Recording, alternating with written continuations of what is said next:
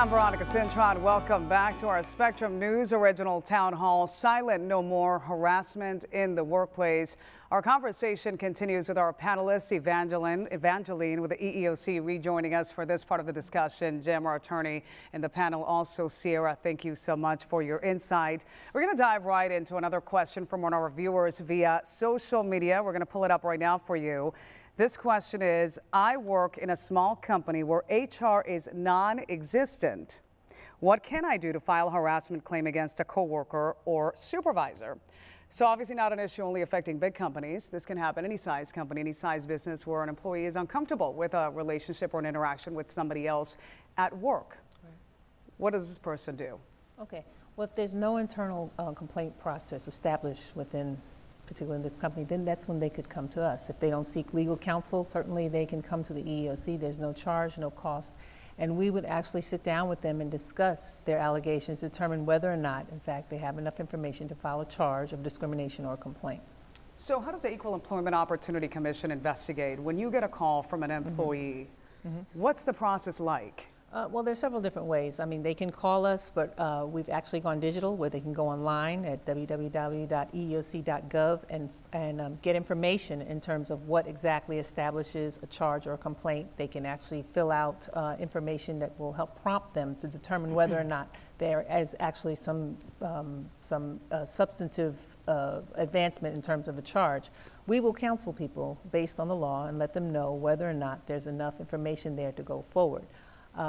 Once we do determine that they do have a charge of discrimination, we will basically either several different things can happen. We can maybe attempt to mediate it if it's something that both parties are interested in doing, or we can go forward in terms of investigation.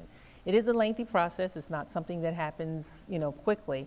But certainly we do examine all the facts. We go and talk to the employer, any witnesses that they may have, possibly any other people who may have been impacted by the same alleged harasser. We look at all of those types of things to determine whether or not there's been a violation of the law. And can a person call the EEOC independent of maybe not having even told their supervisor at that point? Or where along the lines of a concern does the EEOC get involved? Sure. However, I think it would be best if they start with the employer. If there is a policy or a complaint process or procedure, it is best, first of all, we want to know, did they complain? Give the employer the opportunity to mitigate or remedy the situation. We look at that. So in the question that was asked, it didn't appear that way, but if there is a process in place, then they certainly should exercise that and utilize whatever kind of tools the employer offers to try to remedy the situation. Go ahead, even if there's not a process in place, I'll tell somebody to go to the owner. If it's a small company with 20 or so, 20, 25 employees, they're going to know who the owner is. Go straight to the owner. Tell them what's happening.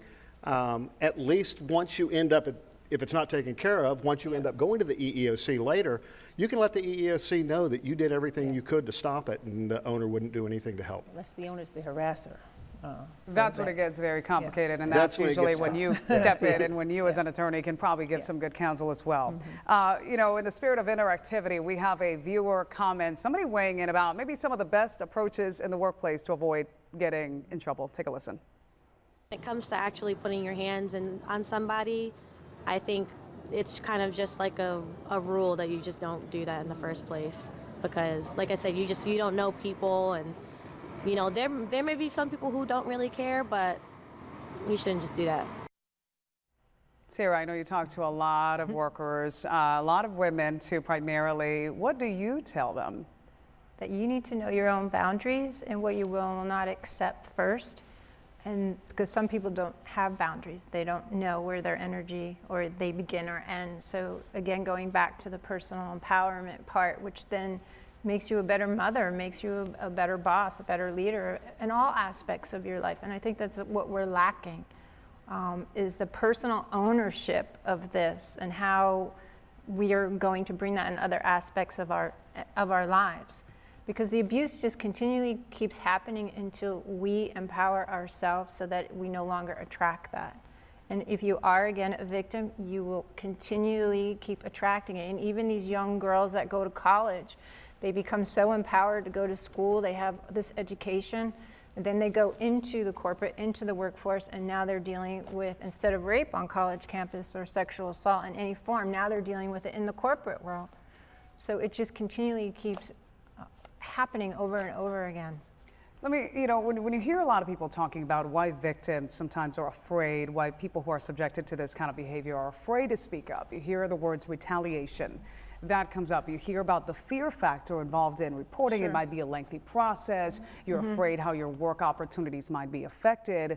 What do you hear from people on the receiving end of sexual harassment, and what advice do you have moving forward with a claim and not letting the fear factor play a role in that process?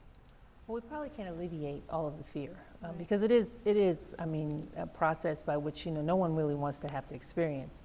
However, they need to realize there is recourse. If something does happen to you, you don't have to accept it. You don't have to just go to work and think this is what has to be each and every day.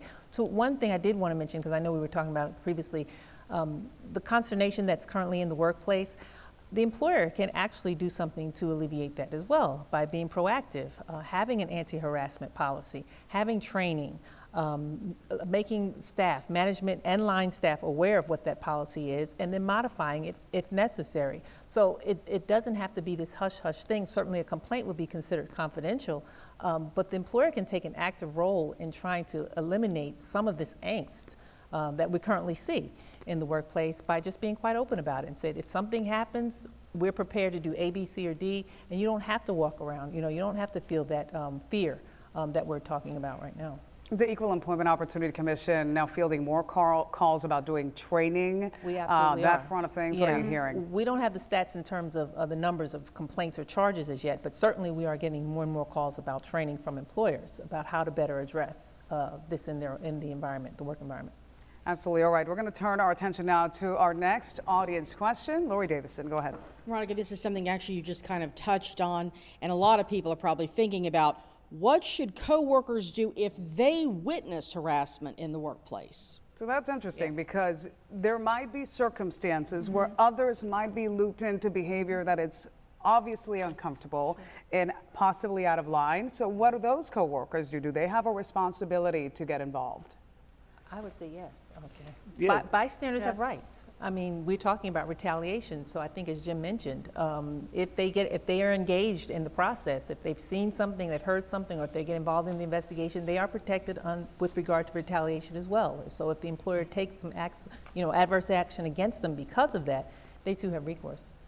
Thoughts, Jim? I know you wanted to jump in. That's Go exactly ahead. what I was going to say. Yeah. I was going to say that that when you're complaining on behalf of somebody else, you are engaging in protected activity and you have rights.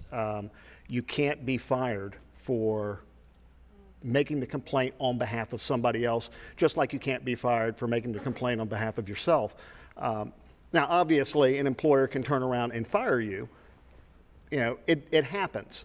But what you have is a recourse. All of a sudden, because you've engaged in protected activity, when the employer does fire you for doing that, you call me, you call another employment law attorney, you go to the EEOC, and you know, you're probably going to win that case, you know, or you've got a good shot. Interesting, Sierra, I want you to weigh in on this because when we talk about the responsibility of others watching behavior that is out of line and unacceptable, they could be part of the problem in fostering a climate in the workplace that should not be present. Right, you can go to the situation of the male herding, like what's going on in Hollywood. These people knew what was going on, and in their silence, the violence continued, right? So that's the same thing as a coworker watching it and then not saying anything or supporting what was going on with the abuse of power. So, you know, in the industry of the male herding is now the person who feels uncomfortable to report it because they know that they're going to get this backlash, which was also happening in Hollywood, where they blacklisted actresses and said, oh, they're so difficult to work with, because they did come forward. And that was the sad part of it. So this coworker also, if she does come forward or he comes forward, there is somewhat of a backlash sometimes, and it's just being responsible. Do you really want to work in a place that's having these Promoting issues. that kind of culture, So you right. have to think of that morally to yourself. And again, going back personally, do I really want to be in a situation of working here? And you have one foot, of course, you got to pay the bills and what have you. But my foot would be out the door eventually and just kind of slowly exit at some point, because it's not healthy. Because it will either come around again to them or someone else. And you got to realize the employer can't do anything about it if the employer doesn't know what's going on. Right. So So either the reporting person it is being something that's harassed, key. It starts there. yeah, either the person being harassed or somebody witnessing it has to tell the employer, because you can't expect the employer to stop something it has no idea is happening. Right. So in their silence is the violence. So that's where it continually happens. I want to actually zero in on this very important point. That's the focus of our next social media question we're putting up for you now. As a victim of workplace sexual harassment, what steps do you suggest I take to address the issue with my superiors? What I would suggest is go straight to the supervisor. Say, I need to talk to you. It's something that's very important. It's been bothering me for a while. This person who I work with has been making unwelcome sexual advances toward me, and he won't stop. I've asked him to stop. He won't do it. I need you to step in. Either the supervisor is going to, they may have an internal policy where the supervisor goes straight to HR and there's a whole investigation started, or the supervisor may go to that person, who's actually doing the harassing and talk to them and put a stop to it. But you need to go to the supervisor and you need to talk to that supervisor. If you don't feel comfortable talking to the supervisor, go to HR, go to the supervisor's supervisor. I was going to say, Evangeline, what happens if the because- supervisor is exactly, because the potentially the supervisor could be the oppressor, right? harasser, and you may not feel comfortable doing that. So you have alternate channels by which you should be able to complain, and if you don't, certainly you can seek counsel or come to the EEOC. All right, let's go ahead and take a look at our second social media question, focusing on other resources. What resources are there for a victim of harassment to find the support they need? Any local groups? Sierra, I know you're very involved in empowering people who've gone through this. What do you tell them? I tell them to find something locally, or a lot of times they don't like to be a part of that because of the shame that comes with it. So you have to find someone that you trust, that you can get this out and have this conversation. And that's usually why they don't go even into social places, because there's so much shame, like, that's not me, I'm not a part of that, and I don't want to own that. So there's some denial, and even in their own abuse of being a victim of it, and it takes time, it takes courage. So first it's just talk to somebody that you know that you can trust. The second step I always say is that get it down on paper, as we're talking about, report it. Maybe you're not ready to report it yet, but you need to get it out. So go to someone that's higher than you to report it. When you're ready, because now emotionally you've gone through the steps and you're reclaiming your body, your voice, then you can then go to a higher upper where if you needed to bring it to the police, bring it to anyone else that you needed to do, to now take it to the next level, to hold them accountable for their actions. So it takes steps. It takes steps, takes a lot of courage. Take a listen to what one of our viewers had to say about this. If you turn your TV on, it's about, again, women, not just women in general, but people speaking out against harassment in any shape or form. If there's any changes, I think change is coming. Change is coming. You hear this, there's a tide that is turning. In closing remarks, tell me, each of you, would love to hear from you. What do you think needs to happen looking ahead? What needs to change to one day eradicate this kind of behavior in the workplace? Well, I think a continued awareness, which these campaigns are currently giving the broad spectrum of what sexual harassment is, but I also think the employers really need to be educated and not be fearful and be willing to be open enough to offer training, provide training, talk about these issues with their employees, and be able to give them guidance and perhaps a process by which they feel safe. They can complain if such and such happens, and they don't have to be in fear of retribution. I think the employers have a lot more power here than that's being discussed. I think that they can do a lot to eliminate and alleviate some of the fear and concern that we're currently talking about now.